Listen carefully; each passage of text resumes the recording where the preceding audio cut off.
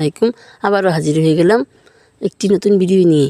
আজকে বানাবো ইলিশ মাছ ভর্তা। ইলিশ মাছ ভর্তা বানানোর জন্য নিয়ে নিলাম এখানে কয়েক টুকরো ইলিশ মাছ। কড়াইতে তেল দিয়ে চুলায় দিয়ে দেব। তেল গরম হয়ে আসলে তার মধ্যে টুকরো করা মাছগুলো দিয়ে দেব। এরপরে মাছগুলো উল্টে পাল্টে মুচমুচে করে ভেজে নিব।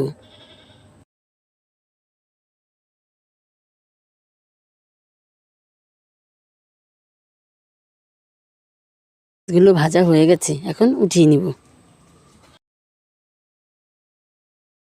ভাজা মাছগুলোর সাথে দুটো শুকনো মরিচ ভাজা দিয়ে পাটা দিয়ে বেটে নিব। মাছগুলো বাটা হয়ে গেলে অপর একটি বাটিতে ধনেপাতা কুচি, পেঁয়াজ কুচি, স্বাদ মতো লবণ, সামান্য সরিষার তেল দিয়ে হাত দিয়ে ভালো করে ডলে নিব।